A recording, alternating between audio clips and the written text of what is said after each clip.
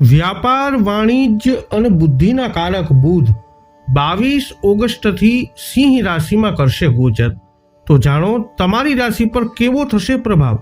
આ વિડીયોમાં આપણે ચર્ચા કરીશું મકર, કુંભ તથા મીન રાશિના જાતકોની। તો નમસ્કાર મિત્રો, અંબા એસ્ટ્રોલોજી ગુજરાતી ચેનલમાં આપ બધાનું ખૂબ ખૂબ હાર્દિક સ્વાગત છે। મિત્રો, હજુ સુધી આપે અમારી ચેનલને સબસ્ક્રાઇબ ન કરી હોય અથવા આપ નવા હો તો અવશ્ય જરૂરથી અમારી ચેનલ સબસ્ક્રાઇબ કરો। આ વિડીયોને લાઇક અને શેર કરવાનું ભૂલશો નહીં। જ્યોતિષને લગતા મૂંઝવતા પ્રશ્નોના સમાધાન માટે તમે અમારો સંપર્ક અવશ્યથી કરી શકો છો। મિત્રો, બુધને ગ્રહોના રાજકુમાર માનવામાં આવે છે। બુધને ધન, બુદ્ધિ, વાણી અને ભાવનાઓના કારક માનવામાં આવે છે। સાથે સાથે બુધ વ્યાપાર, વાણિજ્યના કારક ગ્રહ પણ છે।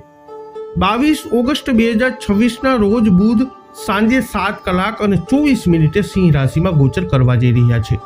આ ગોચર દરેક રાશિ ઉપર અસર કરશે। ઘણી બધી રાશિના જાતકોને ઘણા ઉતાર ચઢાવ જોવા મળશે, તો ઘણી બધી રાશિ ખૂબ જ ભાગ્યશાળી બનશે। તો ચાલો જાણીએ સિંહ રાશિમાં બુધના ગોચરથી તમારી રાશિ પર શું થશે અસર। સર્વપ્રથમ ચર્ચા કરીએ જેમના નામના અક્ષરો હોય છે ખ અને જ, મકર રાશિના જાતકોની। મકર રાશિના લોકો માટે બુધનું આ ગોચર તમારી રાશિથી 8મા ભાવમાં થશે।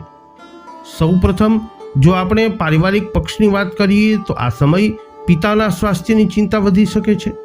તેમના સ્વાસ્થ્યમાં ઉતાર ચઢાવ તમારા મનને અસર કરી શકે છે, તેથી ચિંતા કરવાને બદલે તમારા માટે સમયસર કાળજી અને નિયમિત ધ્યાન આપવું વધુ મહત્વપૂર્ણ રહેશે। આર્થિક મોરચે જોઈએ તો આ ગોચર ખૂબ કાળજીપૂર્વક આગળ વધવાની સલાહ આપે છે।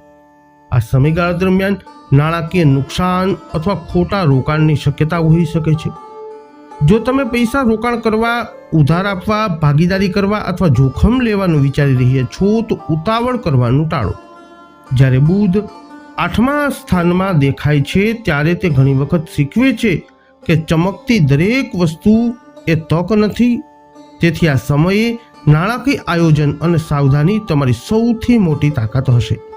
આ ગોચરનું એક રસપ્રદ પાસું એ છે કે તમારી રુચિ જ્યોતિષ, રહસ્ય, આધ્યાત્મિકતા, ધાર્મિક વિધિઓ અથવા ગૂઢ વિષયો તરફ વધી શકે છે।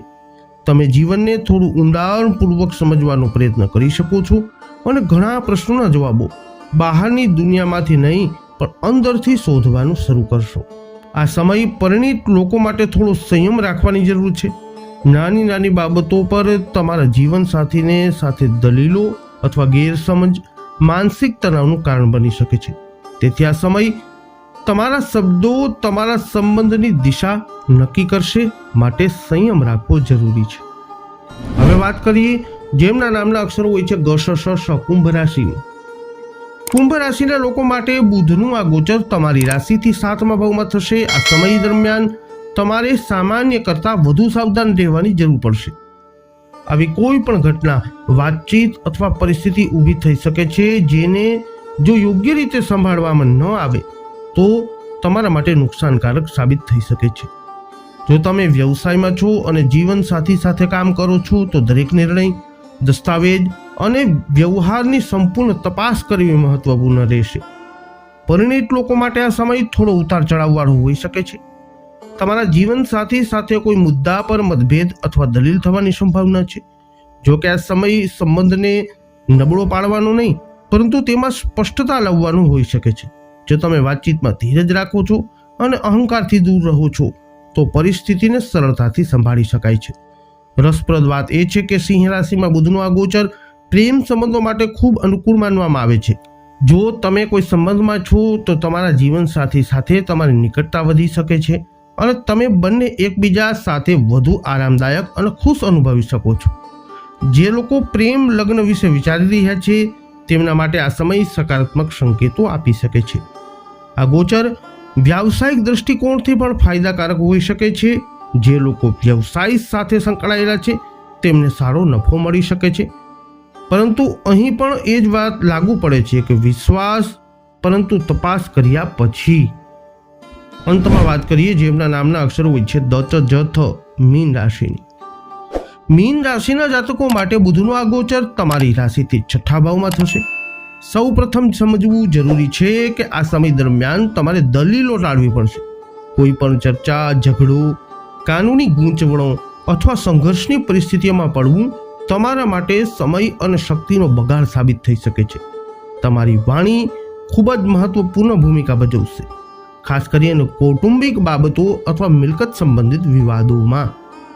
પરિણીત લોકો માટે આ સમય તેમના જીવનસાથીના સ્વાસ્થ્ય પ્રત્યે સાવધાન રહેવાનો સંકેત આપે છે. તેમના સ્વાસ્થ્યમાં બગાડ, થાક અથવા કોઈ નાની સમસ્યા પણ તમને પરેશાન કરી શકે છે. તેથી આ સમય દરમિયાન તમારા જીવનસાથીના સ્વાસ્થ્ય અને દિનચર્યા ઉપર ધ્યાન આપવું જરૂરી રહેશે.